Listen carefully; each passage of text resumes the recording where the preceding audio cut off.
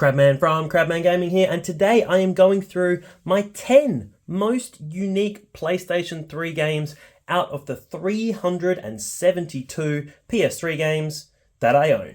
The first game on my list is AFL Live, or Aussie Rules Football Live, which was released back in 2010 and in my opinion is the best AFL game of all time. This game released back in 2010 and is absolutely amazing. Now my list will be in alphabetical order, no preference. I'm going to run through from A to Z, but AFL Live back in 2010, I played this game so often. And there was a big rumour that they ran out of money towards the end of the development cycle, so could only pay for 2 licensed tracks in the game. So you will hear Holy Grail and one other song that I've forgotten, and you'll just hear that on repeat all the time. But I have the original version here as well, so let's have a little look through. And then also I have the version that was released a year later, once GWS were in the competition.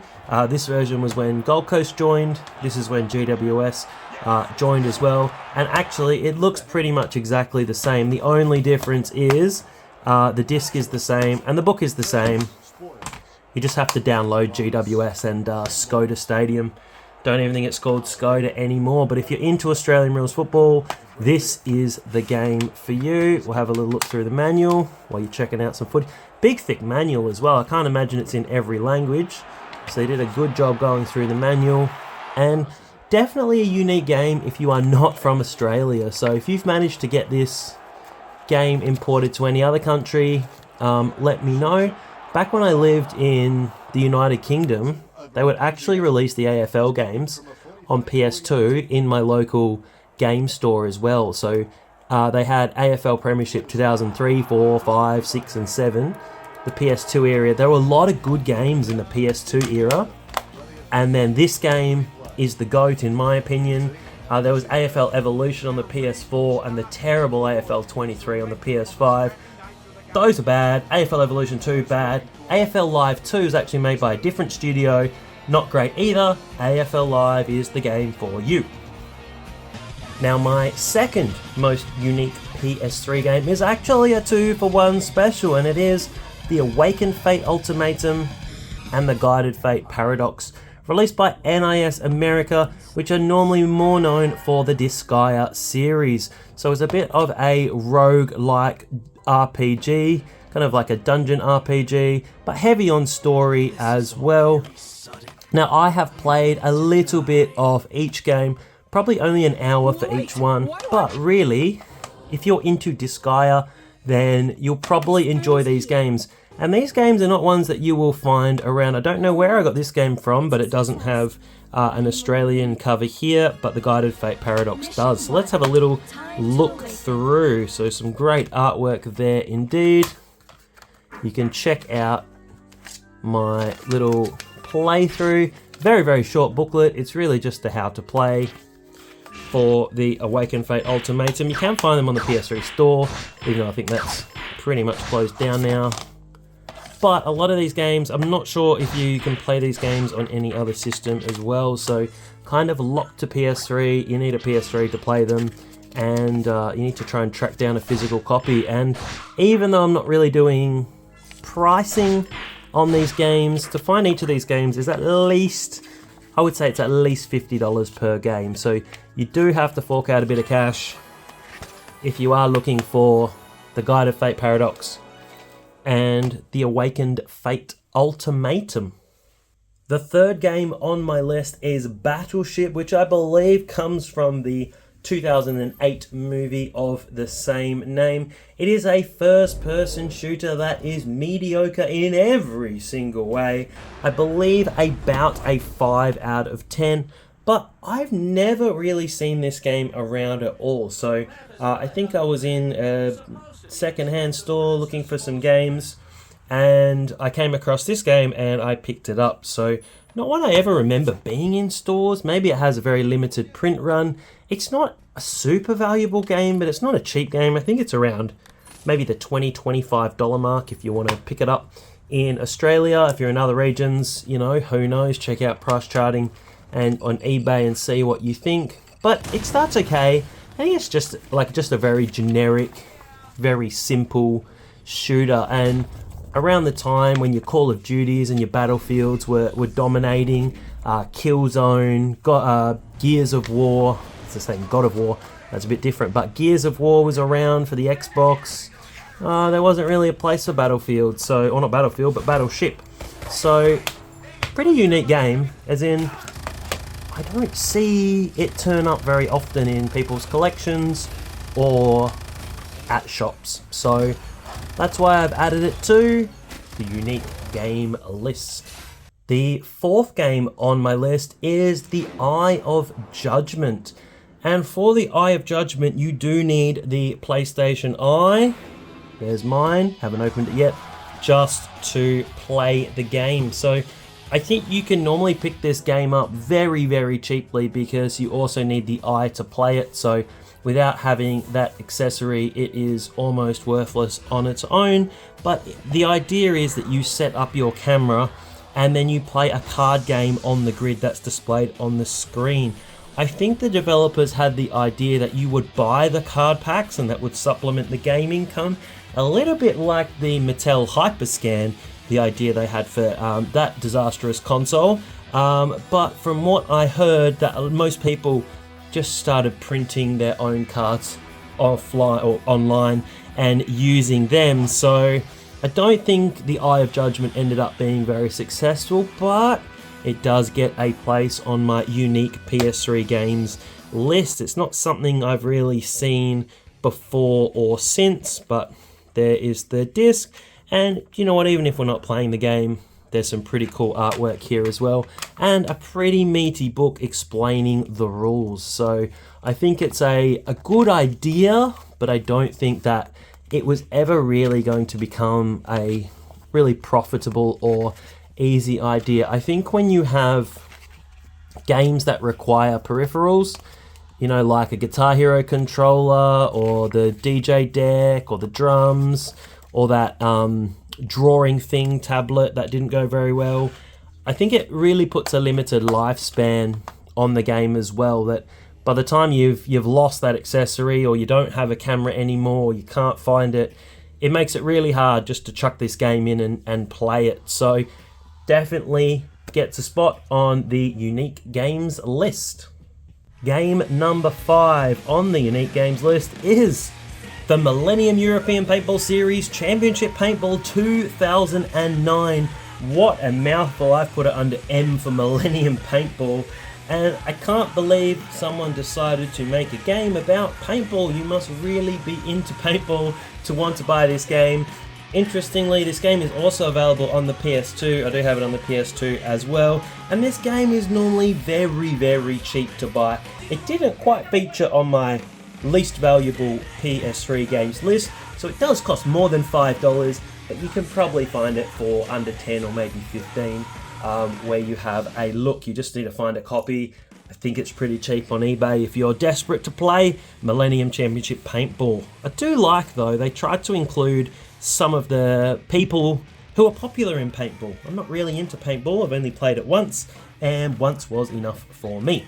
And they've got some, you know, some of the I don't want to say the players, but some of the guys from paintball, and you kind of play the paintball rules, capture the flag, just eliminating the other team. So there's 30 tournaments, 67 teams, 110 pieces of officially licensed gear. So I think they've got different paintball guns as well. So if you're into the scene, I can't imagine this being a big seller, but if you're into the scene, then this is the game for you. I don't think they've made a paintball game since, so they probably shouldn't have called it Paintball 2009. They probably should have just called it Paintball, because they were definitely not doing, as far as I know, a yearly release. But it's got a little manual, nothing super excited. I love they've got the old backwards compatible PS3 there, which you can play your PS2 games. You can play the PS2 copy of this if you want to. So yeah, graphics, you know, I assume it's a very, very low cost developer that's put this game together. So they've worked with what they've got, kind of bridged that awkward PS2, PS3 era gap. But you know what, if you're desperate to play paintball, well, there's a game for you, but it's on the PS3. Game 6 on the unique PS3 games list is Nat Geo Quiz Wildlife. Kind of in the vein of the Buzz party games. National Geographic have decided, hey, guess what? Let's put together a game and let's release it. Not a game that you see around very often, at least in my opinion, and I've been to lots of game stores. I scour the land looking for games, and when I came across this game, I think it was only about $4, but I thought I'd pick it up because it looks unusual. When I did play through it, I have to be honest with you, it probably should be targeted at kids and families, but it is brutally hard. I think I've just jagged a couple of answers here in the playthrough, and I felt like, gee, if I got some wrong, I was going to be a little bit embarrassed.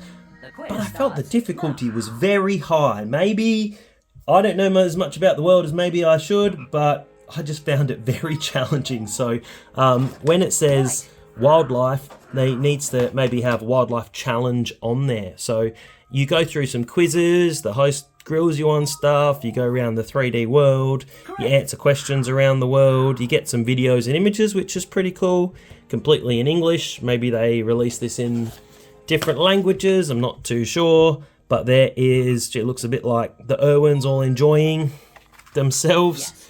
Oh, I do like this as a little postcard. This is what I like about these games. It says, welcome to the Nat Geo Quiz family. We hope that you'll enjoy playing with Wildlife, but here's a little secret. Wildlife is just the beginning. For more information, please visit www.natgeoquiz.com. What are you waiting for? Okay, I didn't even know that was in there. But we do get a cool booklet because we are still in the booklet era for the most part. For the PS3, we've got a good 17 pages. Welcome to the quiz. Yeah, there's 1,000 questions. But it's pretty hard, so I kind of like the You Don't Know Jack series. That's probably my go-to for quizzes as well, and Drawful if you've ever played that. That's a good party game, and if you've ever gotten the Buzz controllers out, they are good fun as well. Do have some Buzz controllers and have played that. It's still good fun is Buzz, but you do need the controllers. You could probably use your phone now, to be fair as well. Maybe they should redo Buzz. I'm getting distracted by Buzz, but it's kind of a spin-off of Buzz. National Geographic Quiz Wildlife, number 6.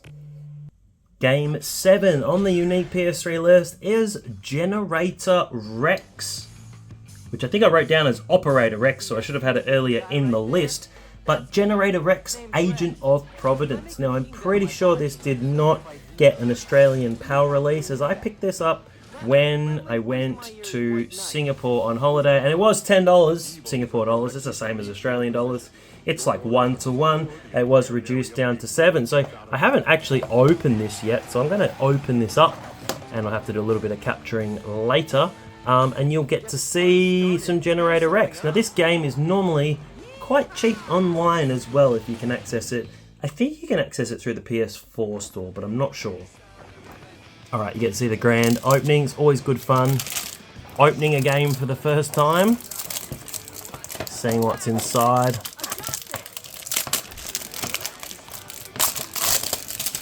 There we go, open, throw the rubbish away.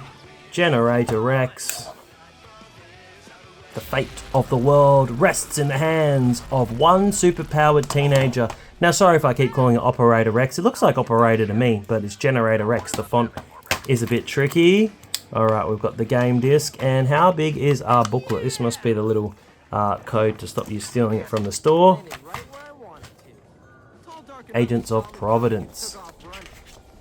So a short booklet, but it was a good one to add to the collection.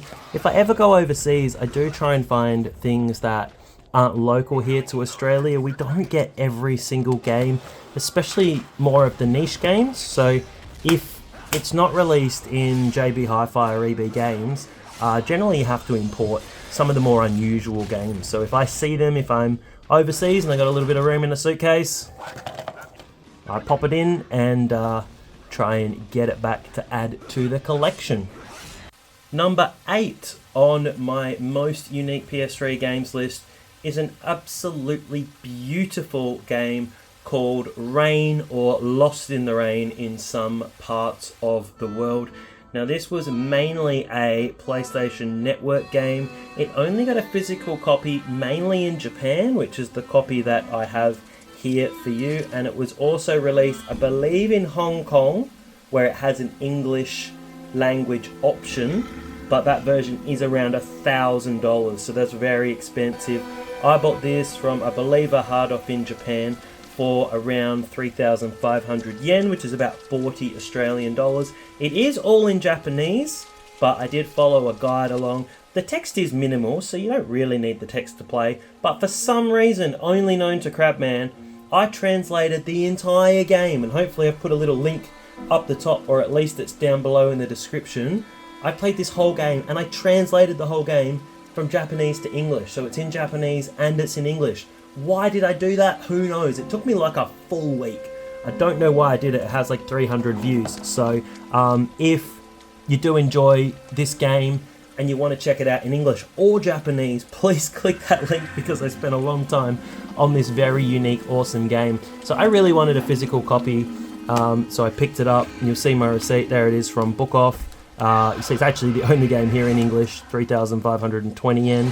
Picked up a couple of other games as well. I think this game here, 1,200 yen, is the McDonald's Parappa the Rapper PS2 game. So I've uploaded that as well, so check that out on the channel. I love the disc with the rain droplets on there as well.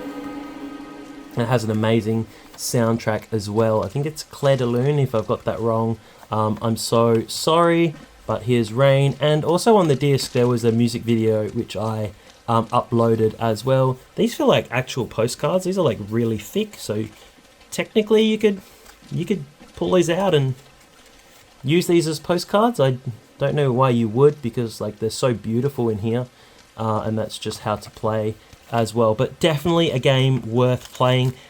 You do have to download it off the PS3 store if it's still online. I'm not sure if it is anymore, but it's kind of a game that is locked to the PS3, so it's still exclusive. So you can't really play it on anything else, but if you do want to watch it, check it out on the channel. Otherwise, just enjoy it if you manage to pick up a copy.